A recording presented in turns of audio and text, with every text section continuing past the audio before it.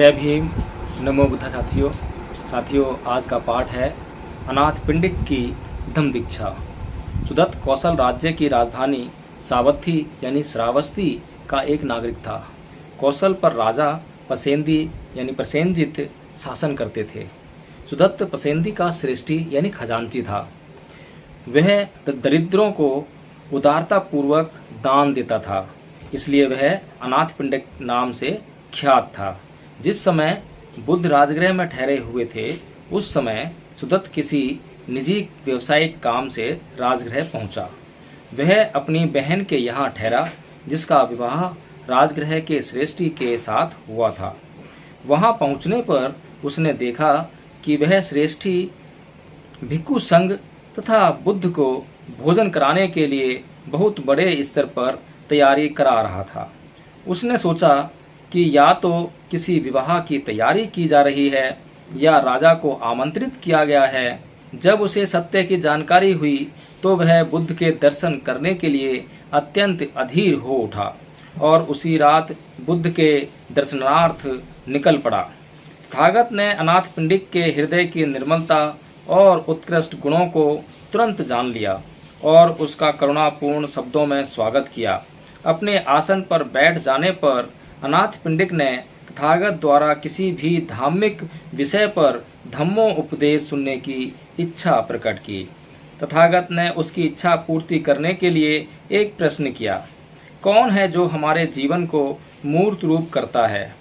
क्या यह कोई ईश्वर है, कोई सृष्टि करता है? यदि ईश्वर निर्माण करता है तो सभी प्राणियों को मौन रहकर केवल उसकी इच्छा शक्ति के अधीन चलना चाहिए।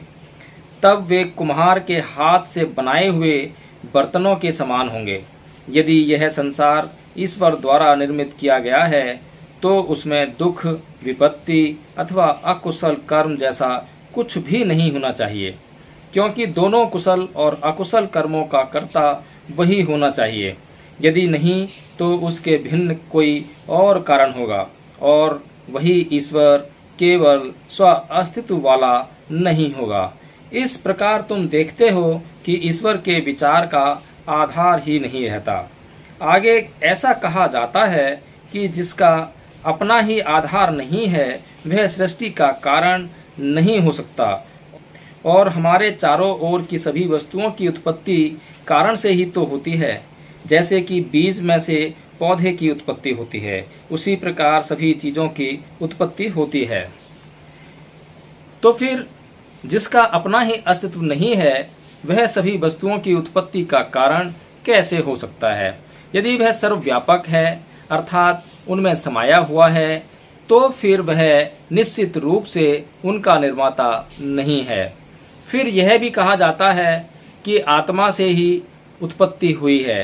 यदि आत्मा ही निर्माता है तो उसने सभी वस्तुओं को सुख देने वाला क्यों नहीं बनाया? दुख और सुख की घटनाएं वास्तविक सत्य हैं, वे आत्मा की कृति कैसे हो सकते हैं?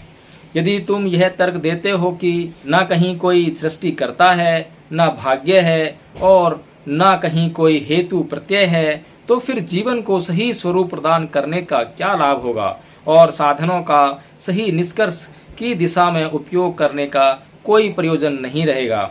इसलिए हमारा तर्क है कि जो भी चीज़ें अस्तित्व में हैं वे सब हेतु के बिना नहीं हैं। ना ही ईश्वर, ना ही ब्रह्मा, ना ही आत्मा द्वारा और ना ही बिना हेतु के चीज़ें निर्मित होती हैं। हमारे अपने कुशल और अकुशल कर्म ही हैं जो अच्छे और बुरे परिणामों को जन्म देते हैं। सारा संसार प्रतीत्य समुत्पाद कार्य कारण के नियम के अधीन है और जितने भी हेतु हैं वे अचैतसिक नहीं हैं। जिस सोने से सोने का प्याला निर्मित होता है वह आदि से अंत तक सोना ही सोना होता है। इसलिए हम ईश्वर और उससे प्रार्थना करने संबंधी मिथ्या धारणाओं का त्याग करें। हम व्यर्थ की सूक्ष्म काल्पनिक उड़ानों में न उलझे रहें। हम आत्मा और आत्मार्थ से मुक्त हों, क्योंकि सभी चीज़ें सहेतुक हैं। इसलिए हम कुशल कर्म करें ताकि उनका परिणाम भी कुशल ही हो। अनाथ पिंडिक बोला, तथागत ने जो भी कहा है उसमें मैं सत्य को देख रहा हूँ और मैं अपने मन को जागृत करना चाहता हूँ। मेरी बात को सुनकर अब तथागत मेरा मार्गदर्शन करें कि मुझे क्या करना चाहिए। मुझे जीवन में बहुत काम काज रहता है और बहुत अधिक धन प्राप्त करने के कारण मैं चिंताओं से घिरा रहता हूँ। फिर भी मैं अपने कार्यों को आनंद पूर्वक करता हूँ और परिश्रम के साथ उसमें लगा रहता हूँ। बहुत से लोग मेरे कर्मचारी हैं और उन सब की जीविका मेरे ही व्यापार की सफलता पर निर्भर करती है। अब मैंने सुना है कि आपके शिष्य पवज्या के सुखों की प्रशंसा करते हैं और संसार में व्याप्त अशांति की निंदा करते हैं। वे कहते हैं कि तथागत ने अपने राज्य और उत्तराधिकार का त्याग कर दिया है और सद्धम्म के पथ को खोज निकाला है। इस प्रकार उन्होंने संसार के सामने ऐसा उदाहरण प्रस्तुत किया है कि किस प्रकार निब्बान को प्राप्त किया जाए। मेरा मन लालायित है कि मैं वही करूं जो अच्छा है और अपने साथियों का भला कर सकूं। तब मैं यह जानना चाहता हूं कि क्या मैं अपनी संपत्ति, अपने घर और अपने व्यवसाय का त्याग कर दूं और आपकी तरह ही धार्मिक जीवन का सुख प्राप्त करने के लिए घर से बेघर हो जाऊं। तथागत ने उत्तर दिया, धार्मिक जीवन का सुख वह हर व्यक्ति प्राप्त कर सकता है जो अष्टांगिक मार्ग का पथिक है। जो धन से चिपका हुआ है उसके लिए यही अच्छा है कि वह धन की आसक्ति से अपने हृदय को विषाक्त बनाने के बजाय धन का त्याग कर दे। लेकिन जिसकी धन में आसक्ति नहीं है और जिसके पास धन है वह उसका उचित उपयोग करता है, ऐसा मनुष्य अपने साथियों के लिए एक वरदान होगा। तुमसे मेरा कहना है कि गृहस्थ जीवन में ही बने रहो और परिश्रम के साथ अपना व्यवसाय करो। मनुष्य का जीवन, धन, दौलत और अधिकार उसे अपना दास नहीं बनाते, किंतु जीवन, धन, दौलत और अधिकार के प्रति मनुष्य की जो आसक्ति है वही उसे अपना दास बना देती है। जो भिक्खु आनंद का जीवन गुजारने के लिए संसार का त्याग करता है उसे किसी प्रकार का लाभ नहीं होगा, क्योंकि आलस्य का जीवन घृणित जीवन है और शक्ति का अभाव तिरस्कारपूर्ण है। तथागत के धम्म में यह आवश्यक नहीं है कि मनुष्य बेघर हो जाए या संसार का त्याग कर दे। इसके लिए तो बस अंतः प्रेरणा ही होनी चाहिए। तथागत के धम्म में जो आवश्यक है वह यह है कि वह स्वभ्रांति से स्वयं को मुक्त करे, हृदय को शुद्ध करे, काम, भोग आदि सुखों की इच्छा का त्याग करे और सदाचार पूर्ण श्रेष्ठ जीवन व्यतीत करे। और आदमी चाहे जो करे, चाहे वह संसार में शिल्पी रहें, चाहे व्यापार करें, चाहे राज्य की नौकरी करें अथवा संसार का त्याग करके ध्यान पूर्ण जीवन में रत रहें, उन्हें अपना मन पूरी तरह से अपने कार्य में लगाना चाहिए। उन्हें परिश्रमी और उत्साही होना चाहिए। और यदि वे स्वयं को उस कमल की तरह बना लें जो पानी में उगते हुए भी पानी से अछूता रहता है, यदि वे मन में ईर्ष्या और घृणा को बिना जगह दिए हुए जीवन संघर्ष में लगे रहें, यदि वे संसार में रहते हुए स्वार्थपूर्ण जीवन नहीं बल्कि परोपकारी और सत्य जीवन व्यतीत करते हैं, तो निसंदेह उनके मन में आनंद, शांति और सुख का वास होगा।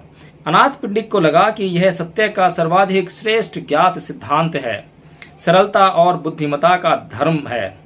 इस प्रकार तथागत के सद्धम्म में प्रगाढ़ आस्थावान हो जाने पर उसने धीरे से तथागत के चरणों पर नतमस्तक होकर उनकी वंदना की और हाथ जोड़कर उनसे याचना की कि उसे प्राण रहने तक शरणागत उपासक स्वीकार करें। तो साथियों, इस प्रकार से यह अनाथ पिंडिक का पाठ समाप्त हुआ। इसमें तथागत ने ईश्वर की चर्चा की है।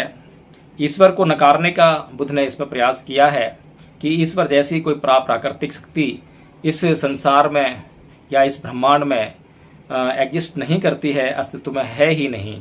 लेकिन बुद्ध कभी भी आपको प्रश्न करने से नहीं मना करते हैं, बल्कि आपको यह कहते हैं कि, और आप देखेंगे, अक्सर आप बुद्ध को देखेंगे कि बुद्ध कभी आपको अपने निर्णय नहीं देते हैं, बल्कि वो आपका मार्गदर्शन करते हैं। आपका मार्गदर्शन करते हैं, आपको स्वयं सोचने के लिए मजबूर करते हैं। आप खुद से निर्णय लीजिए। किसी और के निर्णय पर आप कब तक भरोसा करेंगे, कब तक चलेंगे और कहाँ तक चलेंगे? इसीलिए निर्णय तो आपको लेना है। बुद्ध केवल तर्क दे सकते हैं। बुद्ध केवल ईश्वर के बारे में कुछ बातें रख सकते हैं जिनके आधार पर आपको स्वयं निर्णय लेना होता है। हालांकि वे बातें जो बुद्ध ने तर्क दिए हैं वो हम लोग भी तर्क रख सकते हैं, लेकिन हमारी बुद्धि के ऊपर नाना प्रकार के आलेप हैं, नाना प्रकार के जो आवरण हैं, वो उस प्रश्न को हमारे दिमाग में आने ही नहीं देते और हम कभी भी वह मूल प्रश्न नहीं कर पाते हैं, जिससे हम अंधविश्वास का मार्ग पकड़ लेते हैं और अपने जीवन में लगातार दुखों को भोगते रहते हैं। बुद्ध ने अनाथ पिंडिक को उसका व्यवसाय छोड़कर, घर छोड़कर भिक्षु बनने के लिए भी नहीं कहा, और बुद्ध ने कहा कि जो व्यक्ति किसी भी प्रकार की आसक्ति में ना रहकर जहां भी रहेगा वहीं वो जो है धम्म का लाभ ग्रहण करेगा। जो लोग घर छोड़ देते हैं इस कारण से कि वो अब भिक्षु बन गए हैं, अब लोग उनका सत्कार करेंगे, आदर करेंगे, उनको भोजन दान भी देंगे और उनकी ज़िंदगी जो है अब बहुत ज़्यादा सुख से गुजरेगी, तो ऐसे लोगों का गृह त्याग करने का भी कोई लाभ नहीं है, क्योंकि जो गृह त्याग कर रहा है उसका उद्देश्य आनंद की पूर्ति नहीं होती है, बल्कि अपने जीवन में जो मुक्ति है उसको प्राप्त करना होता है। तो साथियों, इस पाठ में इतना ही, और अगले पाठ के लिए फिर हम कल उपस्थित होंगे। इसी साथ में जय भीम, नमो बुद्धाय।